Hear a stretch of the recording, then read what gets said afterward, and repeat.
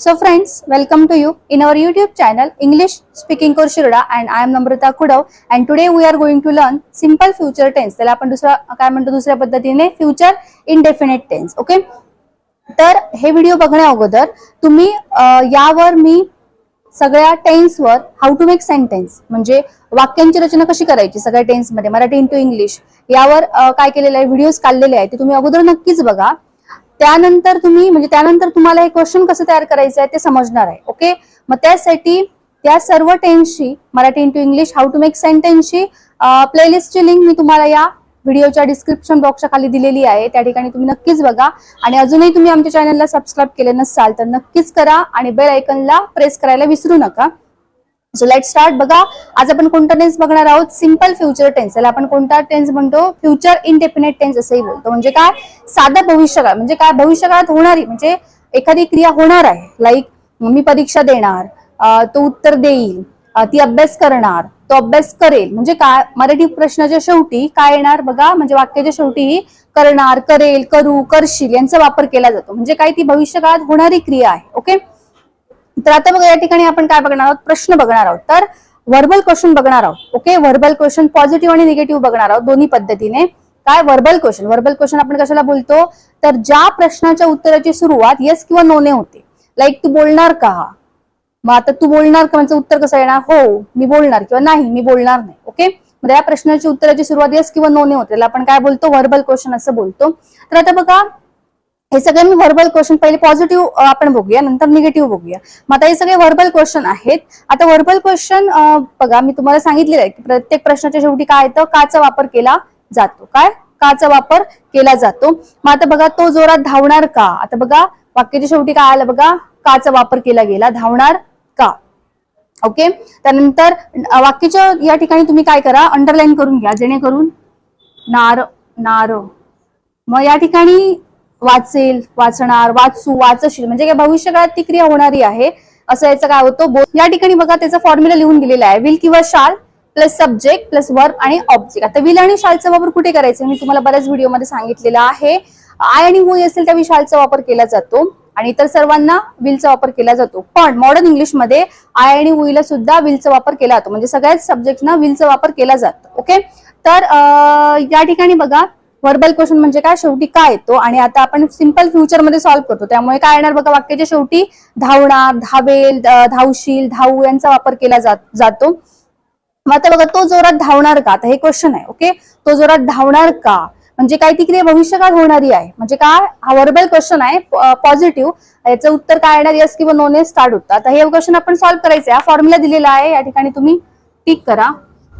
हा फॉर्म्युला दिलेला आहे आणि या फॉर्म्युलाचा युज करून तुम्ही सोडवायचा आहे. तर तो जोरात धावणार का कसं येणार बघा?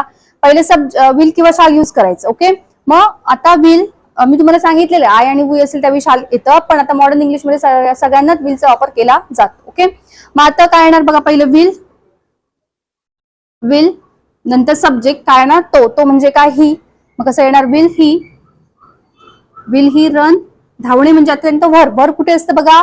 वर्ब काच्या अगोदर असतं ते काय? वर्ब. ओके, वाचेल, वाचणार, खाईल, खाणार, बोलणार, बोलेल. ओके, बोलशील. मग आता will he run fast. Will he run fast question mark. Okay, will he run fast. पुढे बघा ती इंग्रजी शिकणार का? हा फॉर्म्युला युज करायचं सॉल्व्ह करायचं. शिकणार का बघा? शिकणार का? ओके, पॉझिटिव्ह क्वेश्चन आहे आणि व्हर्बल क्वेश्चन आहे. म्हणजे व्हर्बल मध्ये सगळ्यांना काचा वापर केला जातो आणि हा सिंपल फ्युचर आहे त्यामुळे नार का. मग ती इंग्रजी शिकणार का? मग कसं येणार?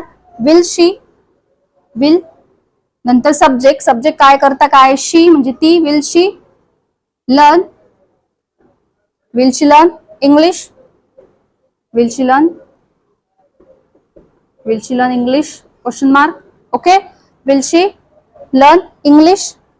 वर्ब काय बघा? शिकणे वर्ब आहे. मग लर्न इकडे धावणे वर्ब आहे रन. ओके, त्यानंतर पुढे बघा रोहन इंग्लिश मध्ये बोलणार का? ओके, रोहन इंग्लिश मध्ये बोलणार का? मग पहिलं बघा विल रोहन सब्जेक्ट काय? रोहन. विल रोहन वर्ब काय बघा? बोलणे म्हणजे काय? Speak. Will Rohan speak in English. Will Rohan speak in English. Okay, बोलणे काय वर्ब आहे, मग स्पीक, आणि इंग्लिश मध्ये म्हणजे in English. Okay, will Rohan speak in English. पुढे बघा, रितू पुस्तक वाचेल का. बघा, वाचेल का भविष्यकाळ आहे, वाचेल का, वाचणार का, वाचशील का. मग रितू पुस्तक वाचेल का, मग कसं येणार, विल रितू रीड. वाचणे म्हणजे काय, read a book. Will Ritu. Okay, subject. हा, नंतर वर्ब क्रियापद काय, वाचणे. वाचणे म्हणजे काय, रीड अ बुक. ओके, पुढे बघा, आम्ही बस चालवणार का. ओके, आम्ही बस चालवणार का, मग कसं येणार, विल किंवा शाल. तर मी तुम्हाला सांगितलं आय आणि वीला जर इकडे विल वापरला तरी काही चुकत नाही. मग शाल वी, पुन्हा इकडे सांगते, इकडे विल वापरला तरी काही चुकत नाही, कारण मॉडर्न इंग्लिश मध्ये शालचा, आय आणि वीला शालचा वापर केला जातो. ओके, मग तुम्ही विल वी वापरा किंवा शाल वी. शाल वी, चालवणे म्हणजे बस चालवणे, तर वर्ब आहे बघा. चालवणे म्हणजे काय आहे, वर्ब आहे. मग shall we drive, shall we drive a bus, shall we drive a bus. Okay, shall we drive a bus, अक्षर दिसतंय ना शेवटचं, shall we drive a bus. Okay, आता या ठिकाणी बघा, तुम्हाला ओळखायचं आहे या ठिकाणी वर्ब काय आहे, धावणे. त्याला नारचा वापर केला जातो, किंवा धावणार, धावेल, धावशील, धावू. ओके, म्हणजे काय, ती क्रिया भविष्यकाळात होणारी आहे, आणि शेवटी काय आहे तो सिंपल मध्ये, म्हणजे वर्बल क्वेश्चन आहेत म्हणून. त्यानंतर शिकणार, आता शिकणे वर्ब आहे बघा. शिकणार का, शिकशील का, शिकू का, असं याचा वापर केला जातो. नंतर बोलणार, बोलेल का, बोलशील का, बोलू का.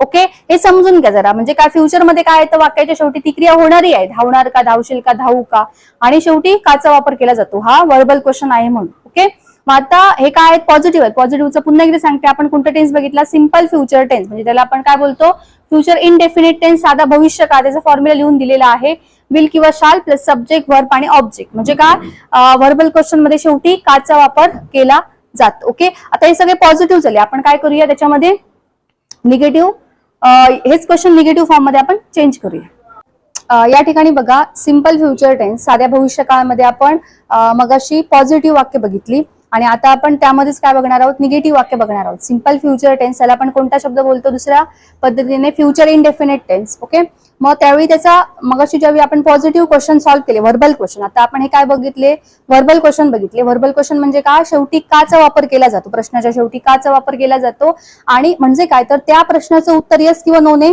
सुरू होतं. ओके, तर मगाशी आपण ते पॉझिटिव्ह क्वेश्चन बघितले, आता आपण त्यामध्येच निगेटिव्ह क्वेश्चन बघणार आहोत. तर आता फॉर्म्युला कसा येणार, विल किंवा शाल प्लस नॉट. आता यांचं कॉन्ट्रॅक्शन तुम्ही युज करू शकता. विल नॉटचं कॉन्ट्रॅक्शन वोंट होतं, आणि शाल नॉटचं कॉन्ट्रॅक्शन शांड असं होतं.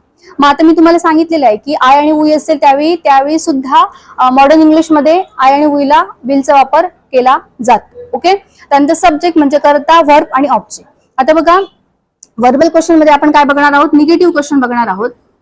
निगेटिव्ह. ओके, आता तो बघा, मगाशी आपण तो जोरात धावणार कसं होतं, आता यामध्ये निगेटिव्ह कसं येणार, तो जोरात धावणार नाही का. ओके, वाक्याच्या शेवटी क्रियापदाला नार आणि पुढे नाहीचा वापर केलेला आहे. तो जोरात धावणार नाही का.